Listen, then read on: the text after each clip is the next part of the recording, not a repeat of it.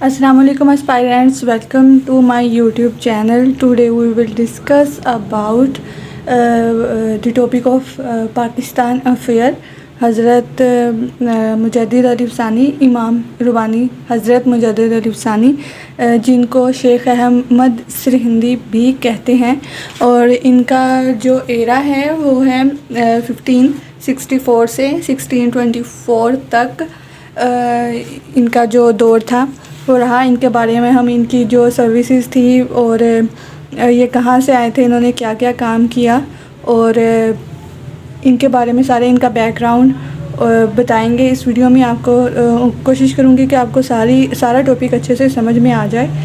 یہ بہت important topic ہے جو کہ آتا ہی ہے ایگزامز میں، تو بغیر ٹائم ویسٹ کے ہم اپنی آج کی ویڈیو سٹارٹ کرتے ہیں۔ جیسے کہ میں نے آپ کو بتایا کہ ہم شیخ احمد سرہندی کے میں آپ کو بیک گراؤنڈ ان کا تھوڑا سا پتہ کر لیتے ہیں۔ تو جو شیخ احمد سرہندی حضرت مجدد علی ثانی تھے، وہ ایک گریٹ ریفارمر تھے، گریٹ مسلم تھے، اور جو مسلم تھی صوفیہ، ان سے جو مسلم طبقہ ایرا تھا اس سے ہی تعلق رکھتے تھے۔ تو انہوں نے اکبر جو تھا طبقہ مغل امپائر، اس کے دربار میں چیلنج کیا۔ انہوں نے اسلام کو آگے بڑھایا، اسلام کے لیے اپنی کوششیں انہوں نے وہاں سے سٹارٹ کی۔ حضرت جو تھے خواجہ باقی بلا، ان سے بھی ان کا تعلق تھا، اور وہ نقش بندیہ جو کہ ایک سینٹ بھی تھے۔ تو ان کا نام جو تھا وہ شیخ احمد سرہندی تھا۔ سرہند پنجاب میں پیدا ہوئے تھے، جو کہ کیپٹل تھا ایسٹرن کا۔ جون 1564 کو وہ پیدا ہوئے۔ انہوں نے اپنی جو ارلی ایجوکیشن تھی وہ سرہند سے ہی انہوں نے سیالکوٹ سے حاصل کی تھی۔ اس کے بعد انہوں نے قرآن پاک حفظ کیا، پھر حدیث اور تفسیر کو آگے بڑھایا۔ ان کے لیے انہوں نے ایک جگہ سے دوسری جگہ تک ٹریول کیا، وہاں سے انہوں نے معلومات اکٹھی کی، اسکالرشپ انہوں نے حاصل کی۔ ان کے بارے میں جو مین بات ہے کہ وہ حضرت عمر رضی اللہ تعالیٰ عنہ سے تعلق رکھتے تھے، جو کہ ہمارے خلیفہ تھے۔ یہاں سے حضرت عمر رضی اللہ تعالیٰ عنہ کے خاندان سے وہ تعلق رکھتے تھے، اور یہ سب سے بڑی ان کی بات ہے۔ اور پھر یہاں سے آگے جو ہے وہ اسلام کا جو ایرا تھا وہ آگے سٹارٹ ہوتا گیا۔ انہوں نے بہت سا مسلمانوں کے لیے کام کیا، اسلام کو آگے لے جانے کے لیے، جیسے کہ ہمارے تمام خلیفہ اور حضرت محمد صلی اللہ علیہ وآلہ وسلم نے بھی کیا تھا۔ اب اگر ہم بات کریں تو شیخ احمد سرہندی کا تعلق ابو الفضل اور فیضی سے کیسے تھا؟ اصل میں یہ جو تھے، یہ مغل بادشاہ جو تھا اکبر، اس کے دربار میں ان کا آنا جانا تھا۔ تو جب شیخ احمد سرہندی قرآن و حدیث کی جو تعلیمات ہیں ان کو اکٹھا کرنے کے لیے ایک جگہ سے دوسری جگہ سفر کر رہے تھے، تب ان کی ملاقات ان سے ہوئی۔ انہوں نے ان کی شیخ احمد سرہندی کی جو قابلیت تھی، ذہانت تھی، اس کو بڑا سراہا، اور وہی ان کو وہاں لے کر گئے اکبر کے دربار میں۔ اس کے بعد ہمارا جو نیکسٹ پوائنٹ ہے وہ ہے اثبات النبوت۔ ان کی بک تھی، انہوں نے لکھی تھی شیخ احمد سرہندی نے۔ ظاہری سی بات ہے وہ تعلق رکھتے تھے، پروفٹ ہوڈ جو تھی ایک لڑی تھی، اس سے تعلق رکھتے تھے۔ تو انہوں نے نبوت کے بارے میں بتایا، انہوں نے پیغمبری کے بارے میں بتایا۔ تو اس میں جو انہوں نے اثبات النبوت بک لکھی تھی، انہوں نے بہت اچھے طریقے سے پروفٹ ہوڈ کے بارے میں بتایا، جو کہ اس سے پہلے کوئی بھی نہیں بتا سکتا تھا۔ اس کے بعد ہم بات کرتے ہیں کہ باقی بلا کا رول کیا تھا شیخ احمد سرہندی کی زندگی میں۔ تو جو باقی بلا تھے وہ لیڈر تھے مسلمانوں کے، تب جو مسلم نوبل تھے ان کے لیڈر تھے وہ۔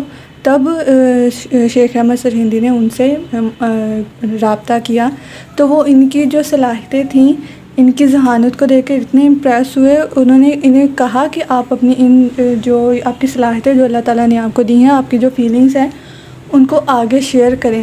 اتنی پاکیزہ روح کے آپ مالک ہیں، تو آپ اپنی جو آپ کی جو پازیٹیوٹی ہے اس کو آپ آگے شیئر کریں، لوگوں کو بتائیں، اسلام کو پھیلائیں۔ تو باقی بلا نے شیخ احمد سرہندی کے لیے لکھا ہے، وہ میں آپ لوگوں کے ساتھ نیچے وائٹ بورڈ پہ تو نہیں لکھ سکی، لیکن میں 2 مرتبہ دہراؤں گی۔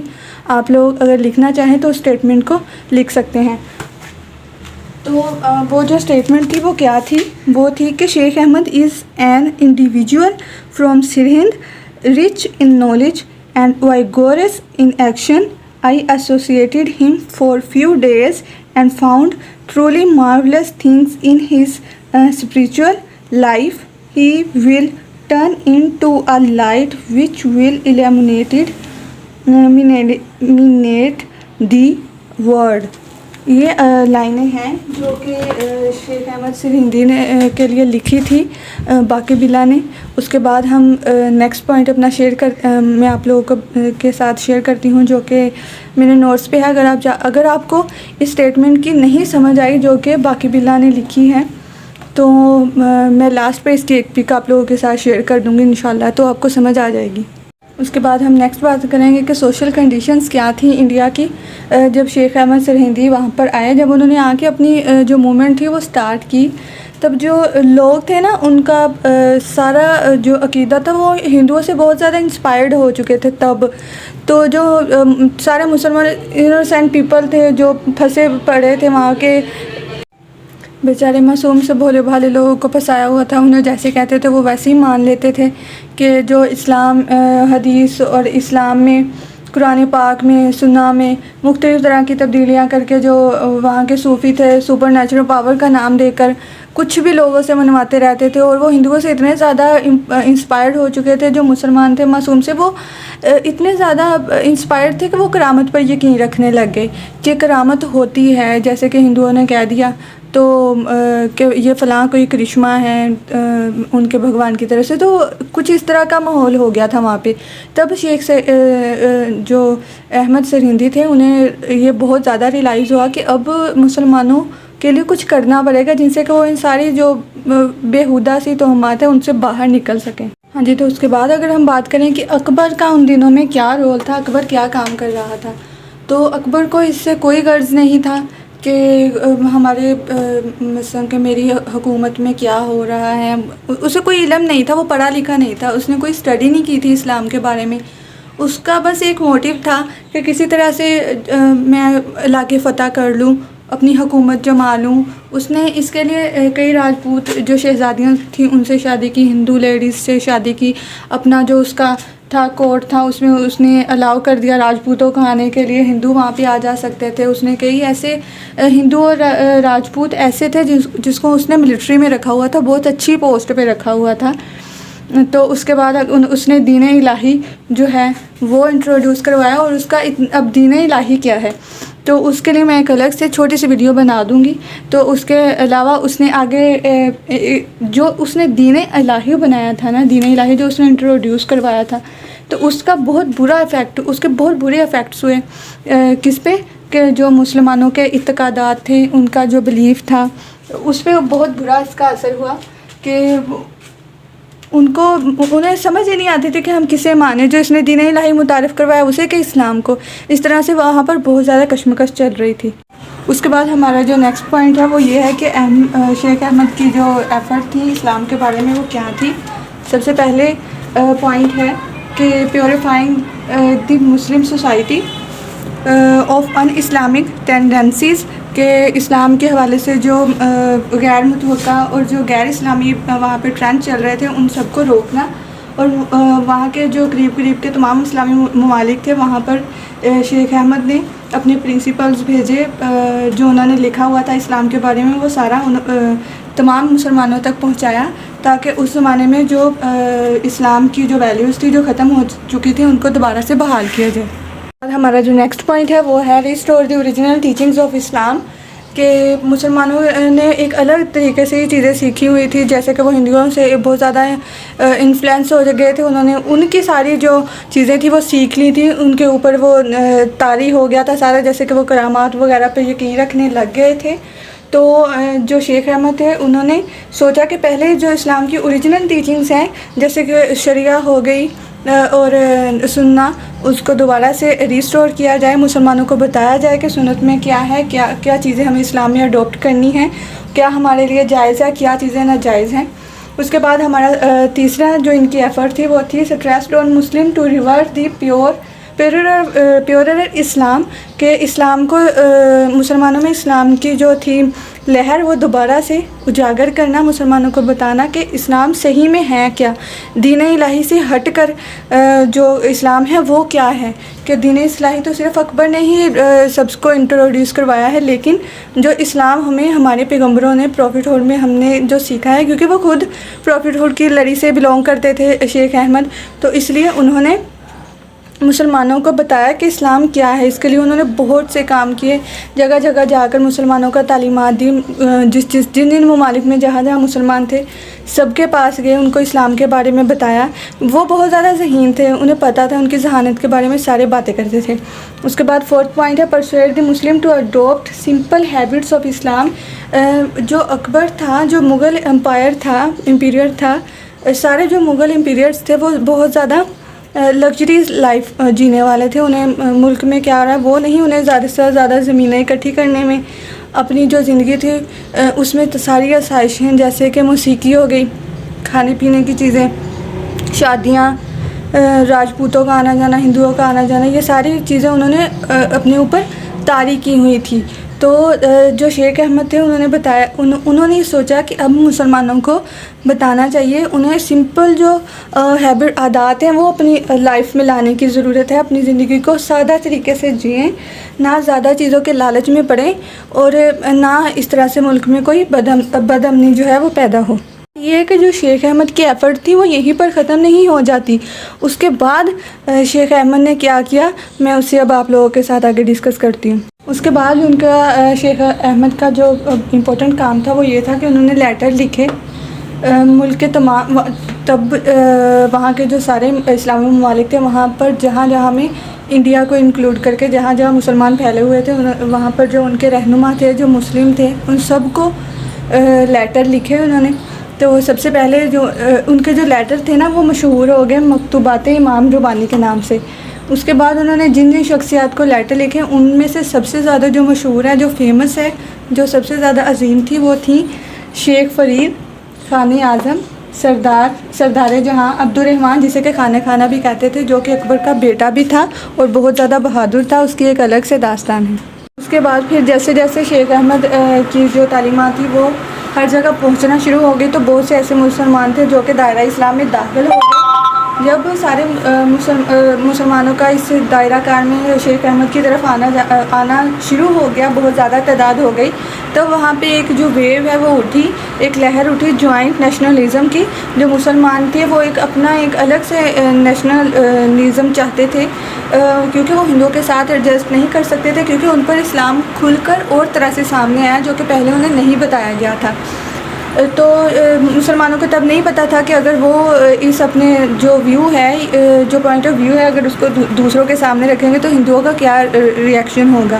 تو بہت سے ایسے مسلمان تھے جنہوں نے پیچھے ہٹ گئے، جنہوں نے کہا کہ نہیں، ہم اس پوائنٹ آف ویو کو ہندوؤں کے سامنے نہیں رکھیں گے۔ لیکن جو شیخ احمد تھے انہوں نے اوپنلی اپنے اس ویو کو دوسروں کے سامنے رکھا، اور انہوں نے نگلیکٹ کر دیا فلسفی آف وحدت الوجود کو۔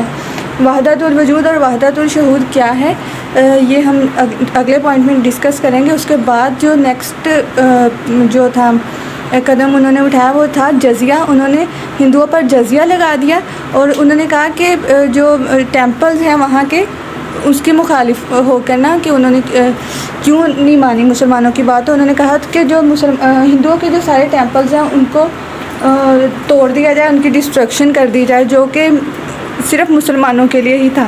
اس کے بعد ہم بات کرتے ہیں وحدت الوجود اور وحدت الشہود کے بارے میں۔ یہ دونوں فلسفیز تھی۔ جو وحدت الوجود فلسفی تھی وہ دی تھی اکبر کے ٹائم میں، اکبر نے، اور وہاں کے جو صوفیاز تھے انہوں نے دی تھی۔ اور جو وحدت الشہود جو فلسفی تھی وہ وحدت الوجود کے اپوزٹ دی تھی شیخ احمد نے۔ اب وحدت الوجود کے مطابق جو تھی فلسفی، اس کے مطابق یہ تھا کہ no difference between Allah almighty and creature, یعنی کہ اللہ اور اس کی بنائی ہوئی چیزوں ہم دونوں کی عبادت کر سکتے ہیں، اس میں کوئی ڈفرینس نہیں ہے۔ جو اللہ تعالیٰ نے اپنی چیزیں بنائی ہیں وہ اس نے اپنی عبادت کے لیے ہی بنائی ہیں۔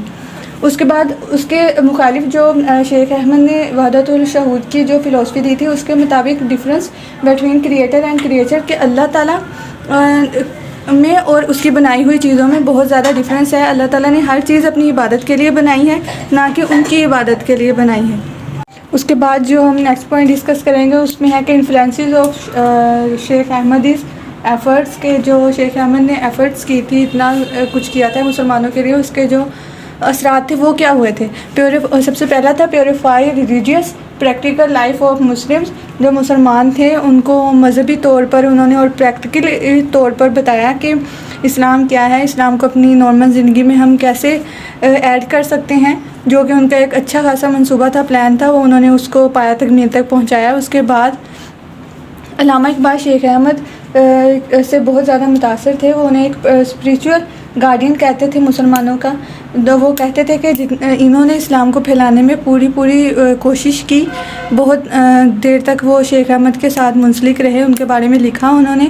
اس کے بعد تھرڈ پوائنٹ ہے کہ impact of on history of India. یہ انڈیا کی ہسٹری میں پہلی بار تھا کہ ایک اتنا زیادہ جو تھا نالج رکھنے والا مسلمانوں کے لیے کوئی لیڈر آیا تھا جس نے اکبر کے سامنے اپنے پین سے اور زبان سے بولنے کی جو تھی وہ ہمت کی تھی. اس کے بعد ہم بات کریں گے جہانگیر نے ایک مسجد بنوائی تھی مجدد الف ثانی کے کہنے پر.